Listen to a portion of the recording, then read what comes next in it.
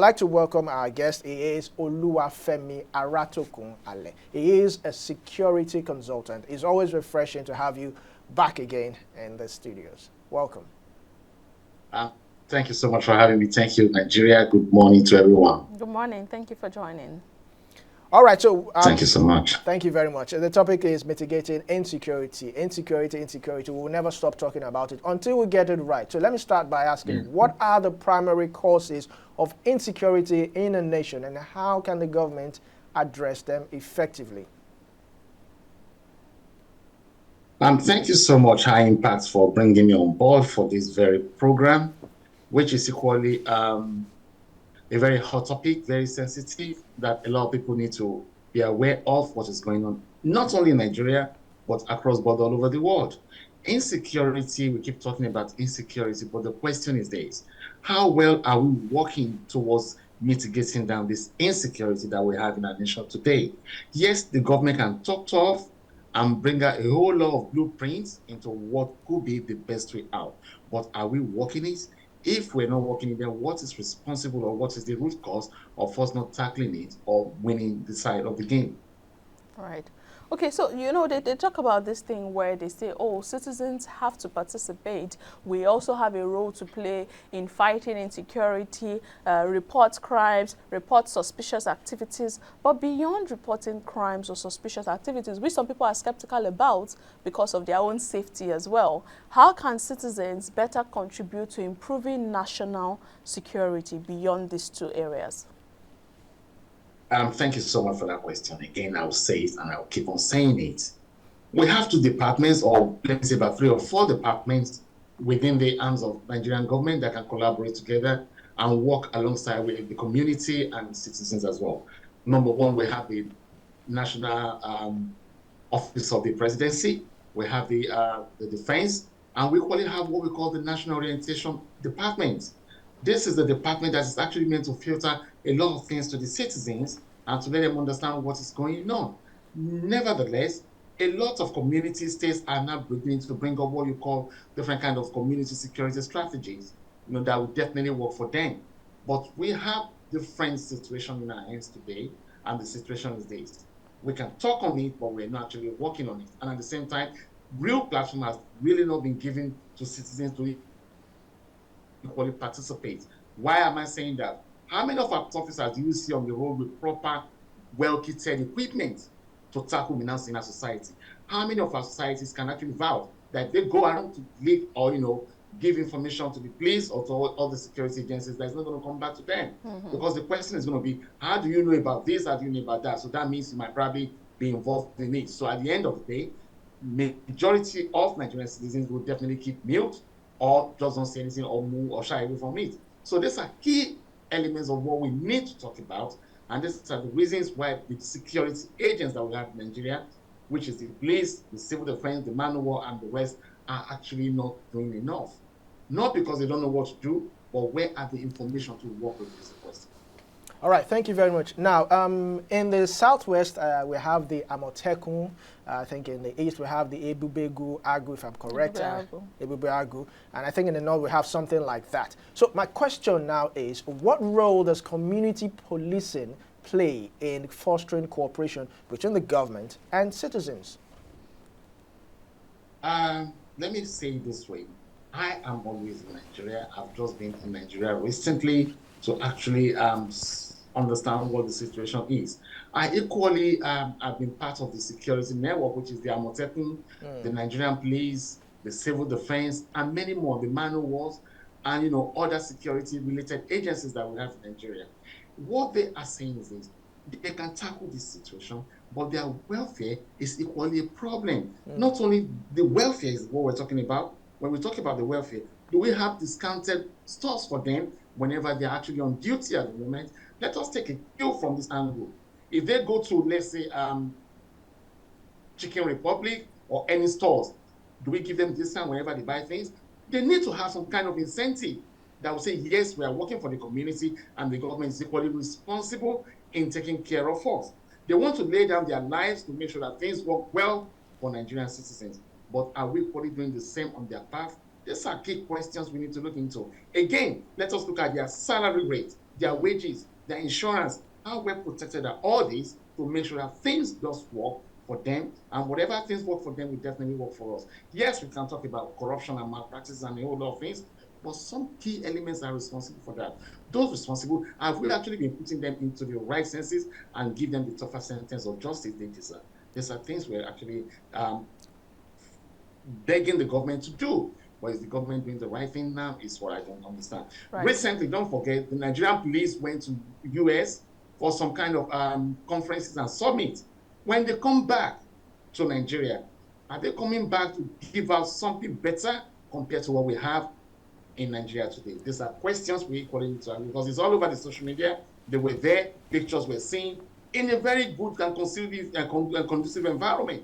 But the question is, do we have such enabling and conducive environment in Nigeria? You know, that's where I'm going to take you up on in my next question, talking about an enabling and conducive environment. I recall a couple of years back when the Lagos State government, you know, scrapped operation of motorcycles, popularly called Okada, in some locations. One of the major concerns after doing a survey of residents was how it might increase crime rate and insecurity, because these people will not have what to do.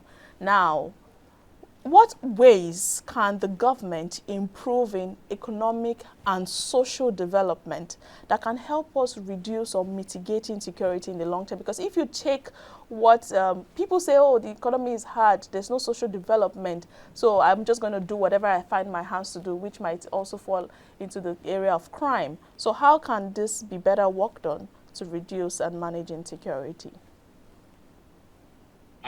Thank you so much for this question. A lot of things, just like I said, can be well managed in Nigeria. A lot of agents are ready to work in Nigeria. But when they bring back all these solutions to the government, what do they do with it? When they bring back all these ideas that might probably work better, what are they doing with it? When they bring back all these issues that is faced with them, the citizens, the community, who are those responsible to make sure that there's feedback trickling back to the community? Those are things we all need to look into. We have equally begged the government for a long time. Let us find a different strategy that will work.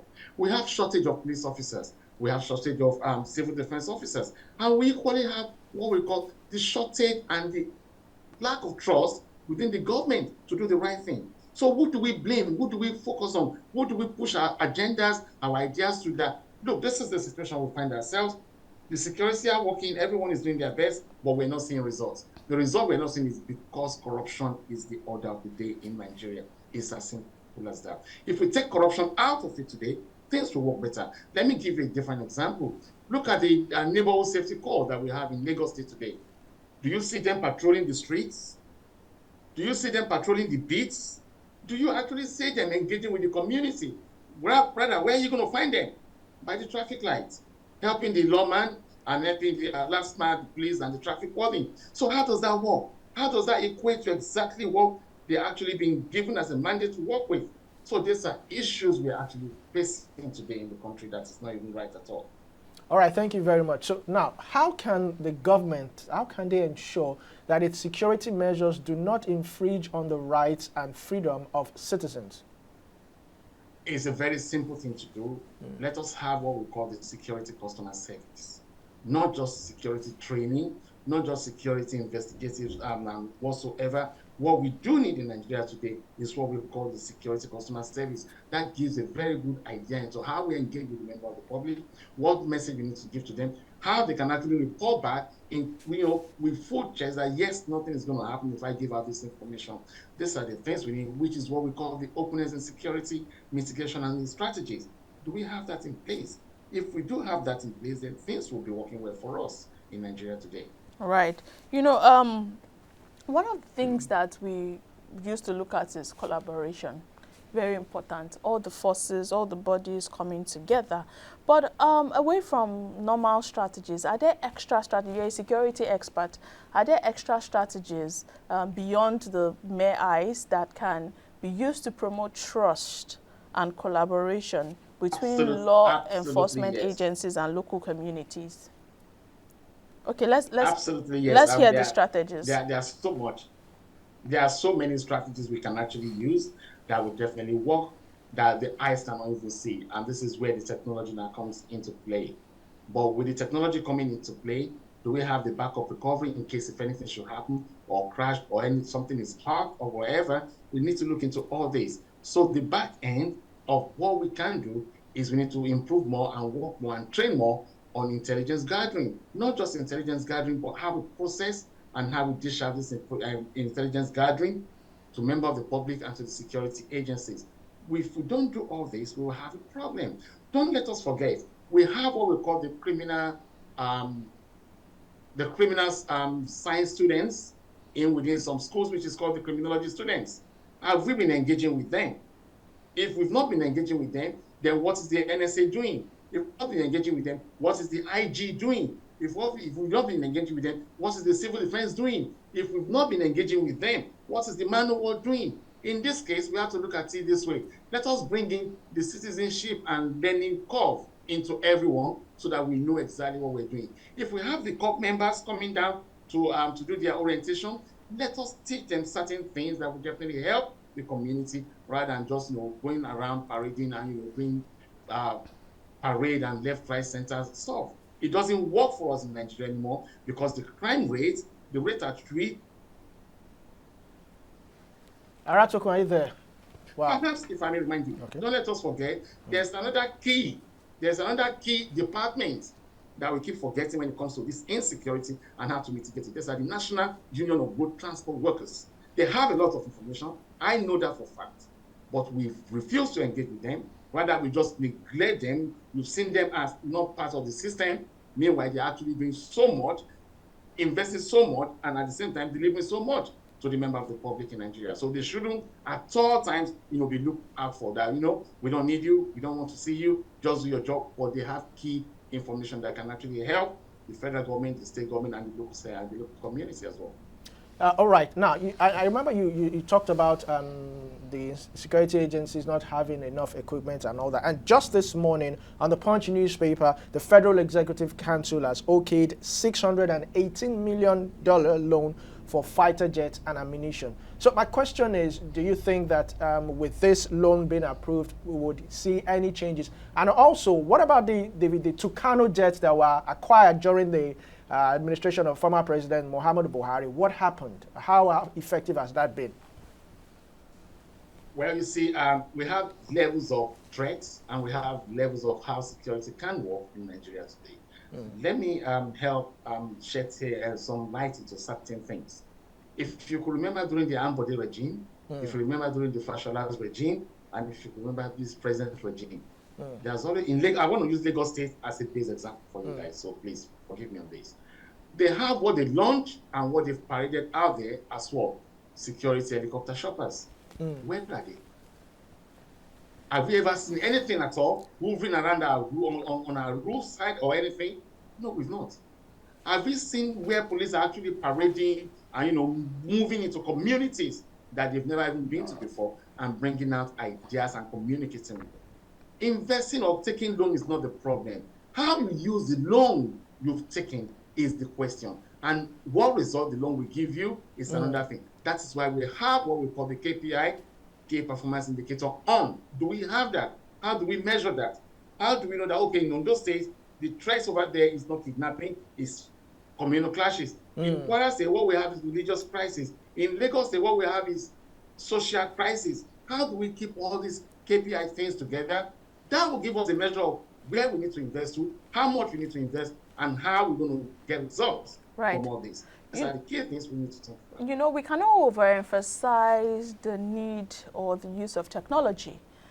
Technology seems to be taking over every sector without leaving it, fighting insecurity out of it.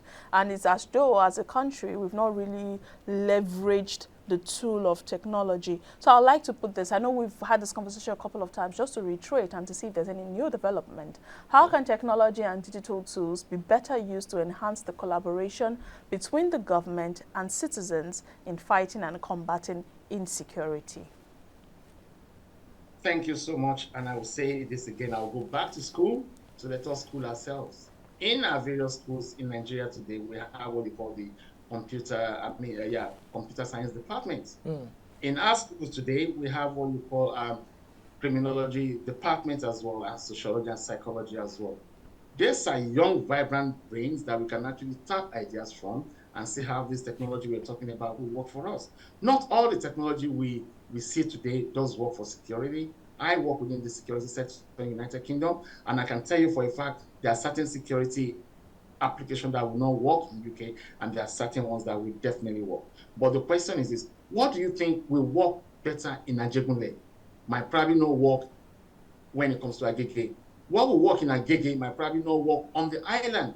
So we need to now start looking into how do we look, what exactly can we bring in that will definitely work for different community in terms of technology, and then how again do we store and save all this technology information we're getting from different places.